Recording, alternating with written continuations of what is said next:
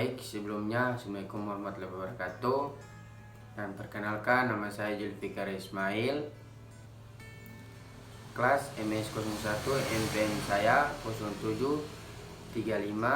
073521111091.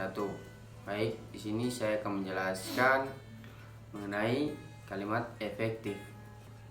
Dan selanjutnya kita masuk ke tahap awal, yaitu latar belakang. Latar belakang kalimat yang efektif itu bervariasi di dalam sebuah alinea. Kalimat yang bervariasi itu merupakan hal yang menarik. Kalimat itu dapat meriangkan pembaca bukan saja karena memahami mudah, tetapi terutama area sifatnya yang menyenangkan. Dengan demikian mampu membuka selera pembaca. Dalam hal ini, untuk menarik dan dapat mencapai sasaran secara baik juga harus menggunakan kalimat efektif dengan variasi-variasi kalimat tersebut. Adapun efektif kalimat selain dibuat dari ciri gramatikal, keselarasan, kepaduan, dan kehematannya, itu dapat dilihat dari variasi kalimat tersebut.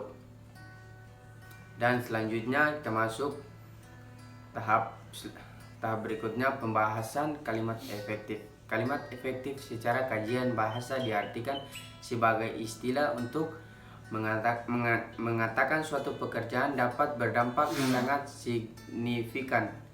Lebih khususnya, efektif melibatkan sebuah sumber daya yang ada secara maksimal sehingga tidak menyisakan satu sumber daya pun yang menganggur.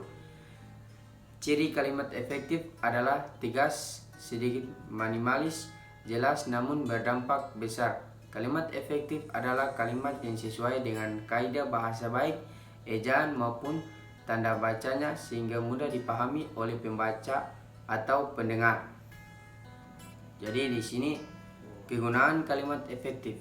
Kegunaannya, kalimat efektif sendiri dapat digunakan dalam beberapa cara, seperti untuk digunakan menyampaikan sebuah argumentasi ataupun ide. Kalimat efektif juga dapat digunakan untuk menyampaikan pidato di depan umum. Kalimat efektif bisa digunakan untuk melakukan sebuah operasi. Kalimat efektif juga sering digunakan untuk berbicara dengan orang-orang yang memiliki kedudukan penting. Dan yang terakhir, kalimat efektif juga digunakan untuk berbicara di depan umum. Dan yang terakhir yaitu kaidah penulisan kalimat efektif. Ada beberapa poin, salah satunya kesatuan. Yang pertama adalah dengan cara membuat sebuah informasi yang disampaikan tidak terpecah-pecah sehingga terkesan menyatu. Yang ketiga, memparalelan.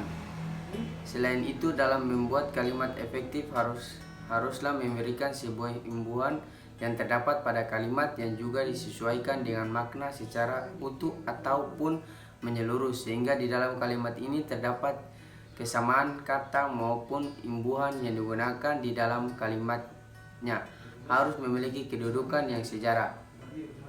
Yang terakhir, kelogisan yang ketiga, makna dan ide yang terdapat di dalam kalimat efektif harus disampaikan dengan menggunakan bahasa yang logis dan juga jelas sehingga memiliki keterhubungan yang menjadikan mudah untuk dipahami oleh para pembaca.